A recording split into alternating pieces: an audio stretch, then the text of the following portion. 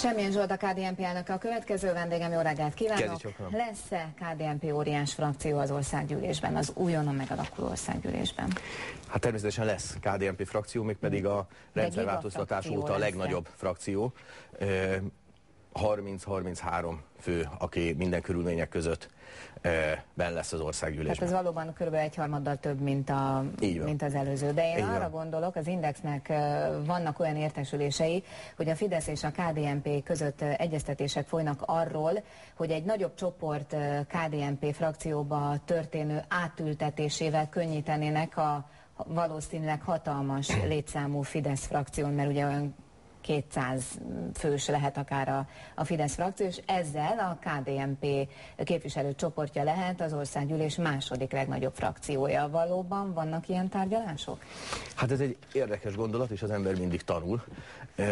Következő a helyzet. Tehát az egy megállapodás és a Fidesz és a KDNP között, hogy mely körzetekben indította a KDNP jelölteket. Ugye ezek hagyományosan a kereszténydemokráciához kötődő körzetek, érseki, székvárosok, stb. Tehát ahol általában mindig is a kereszténydemokrácia meghatározó volt, illetve a listákon az emblematikus, mindenki által jól ismert kereszténydemokrata személyiségeket hoztuk be.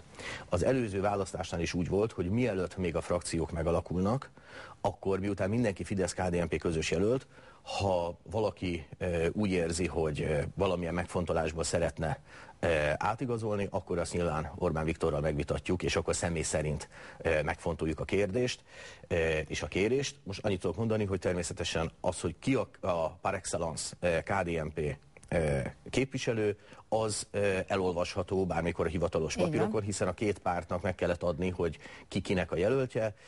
Ezek személy szerint is jól ismert emberek. 3 kivétel egyébként mindenki mandátumot szerzett az egyéni fordulóban, és én világosan értem, amit ön most mond, de továbbra is az a kérdésem, hogy folynak-e olyan egyeztetések, hogy eredetileg pusztán fideszes képviselők egy csoportja átülne majd azért a KDNP frakcióba, hogy kisebb legyen egy picit a Fidesz frakció, és így lenne egy KDNP-s gigafrakció. Megvannak egyébként az előnyei is, tehát azért ez nem egy ilyen ördögtől való, kicsinek is, meg a nagyobb frakció. Én nem mondtam, hogy ördögtől való, csak azt mondtam, hogy nem folynak ilyen tárgyalások.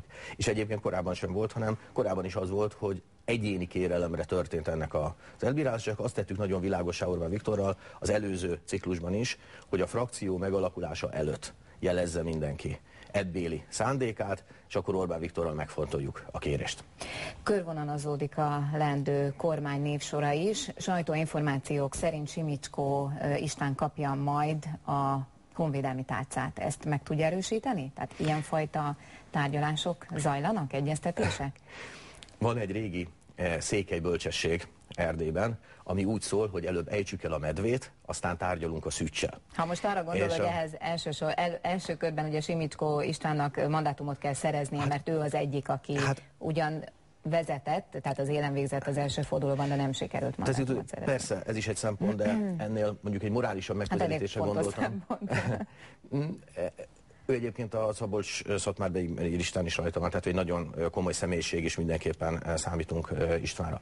De ennél mondjuk egy morálisabb aspektusra is gondoltam, nevezetesen, hogy azt gondolom erkölcsileg, meg úgy stílusbelileg is, hogy amíg nincs vége a választásnak, és vannak olyan állampolgárok, akik még nem adták le a szavazatukat, akkor velük szemben egyszerűen tiszteletlen dolog lenne, hogyha mi most nekiállnánk kormánylistákat állítani, kormánynévsorokat összeállítani, miközben vannak még emberek, akik még szavazni fognak. Tehát azt gondolom, hogy egész egyszerűen stílus szempontjából, tiszteletadás szempontjából, amíg egyetlen magyar állampolgár van, aki nem szavazott le a második fordulóban, azelőtt nem illendő dolog kormánylistákat hirdetni. Hát maga Orbán Viktor nevezte meg például Martonyi Jánost, mint leendő külügyminisztert, illetve itt a Marengelben mondta azt, hogy például Pintér Sándort alkalmas embernek tartaná a belügyi tárca, a leendő belügyi tárca élére. Akkor én is egy ilyen mondatot én is tudok mondani, hogy Simicskó Istvánt alkalmasnak tartanám arra, hogy honvédelmi kérdésekben fontos szerepet játszon. De ezzel olyan nagy újdonságot nem mondtam, mert Simicskó István közismerten évtizedek óta meghatározó személyisége a magyar honvédelmi politikának. És jó eséllyel az is lesz? Én mindenben támogatom Simicskó István barátomat, és annyit tudok mondani, hogy ő egy kitűnő ember, kitűnő ért a honvédséghez, és én szeretném azt, hogy ő szerepet vállaljon a Magyar Honvédség vonatkozásában. Ennek nagyon sok területe van, megjegyzem, korábban is vállalt ellenzéki képviselőként is ebbe szerepet, hogy most pontosan kinek milyen titulussal lesz ez a szerepvállalása, annak még nem jött el az ideje.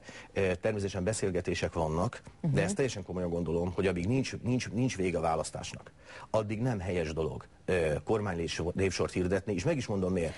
Nem azért, mert hogy persze a sajtó kíváncsi, meg jogos a találgatás. És nyilván természetes dolog az, hogy gondolkodunk, hogy fogunk kormányozni, miután mindenképpen mi fogunk kormányozni. De egyszerűen, hogy mondjam, tiszteletlenség lenne kormánynévsort hirdetni akkor, amikor még választás van, és többek között Simicskó István is még küzd a mandátumért. Első helyen áll, meg is fogja nyerni, de... Akkor nem mondjon nekem nyilván kormánynévsor, de például a KDNP más kormányzati pozícióra számít? Természetesen, tehát most ezzel a nagy újdonságot nem mondtam. Hát hagyományosan vannak olyan területek, amelyek a keresztény demokráciához kötődnek, és emblematikus személyiségeink vannak, akik egy-egy területnek meghatározó szereplői ma is. És nyilvánvaló, hogy ezekre az embereinkre számítunk kormányzati pozícióban is. De mit mondottam? Miniszterként, most államtitkárként? Ez majd, hogy mondjam, ez majd ki fog alakulni, hogy pontosan milyen titulussal, de pont ezt próbálom mondani, hogy a fejemben sok minden van, sok mindenről beszéltünk. A nézők előtt is egyébként nagyjából ismert, hogy melyik emblematikus kereszténydemokrata politikus milyen területen vitézkedik. Hogy mely területek kapcsolódnak hagyományosan a keresztény demokráciához. De az, hogy most itt egy X miniszter lesz, Y meg államtitkár, ennek egyszerűen nem jött el az ideje, tisztelettel várjuk az állampolgárok szavazatát, és mikor megadták a végleges felhatalmazást, akkor illendő dolog egy kormány névsort hirdetni. Óriási botrányt okozott a választások első fordulójának estéjén az OVB döntése a kampánycsend meghosszabbításáról. Ön szerint terhele felelősség valakit, és hogyha igen, kit? Szakmai és politikai felelősségre gondolom. Hát nyilvánvalóan terhel. Most nem akarok jogászkodni, de azért itt néhány szempontot hadd mondjak el. Amit Szigeti úr csinált, az azért is abszurd, mert az, hogy ő 7:48-kor bejelenti, hogy egyébként kampánycsend van, mikor a törvény szerint 7 órakor ugye véget ér a kampánycsend, hát 4:08-ig Szijjártó Péter nem tudom hány tucat nyilatkozatot adott már. Tehát ez egy abszurd dolog, hogy valaki 4:08-kor azt mondja, hogy egyébként visszamenőleg 7-től kampánycsend van. Én tényleg azt gondolom, ez egy botrány, hogy amikor több millió ember ül a tévé előtt, akkor azt nézi, hogy valamilyen zavaros bizottságban össze-vissza beszélnek. Tehát ez megint tehát ugyanolyan volt ennek a választásoknak a levezénylése, mint ez a 8 év. Ha egy választást nem tudnak levezényelni, akkor hogy akarnak? Az OVI elnökét terheli felelősség, mert hogy ők épp azt mondják, hogy a törvényhozókat, a törvényalkotókat, mert hogy egy rossz választási eljárásjogi törvényt hoztak. Na most ez a legabszurdabb mondat, amit eddig hallottam. Először is. Mindenki által közkedvelt Ritkó Emília. Ott üldögélt, mikor ennek a törvénynek a vitája volt. Ő azért kapta a fizetését, hogy tájékoztassa a törvényhozókat, hogy ez technikailag hogy van. Ő egy árvaszót nem szólt, hanem lelkesedett az egészért. A másik, folyamatosan jelezték a jegyzőirodák, hogy ez nem fog így működni. Nem kell hozzá olyan nagy bölcsesség, meg kell nézni, hogy hány darab ember áll sorba, hány perc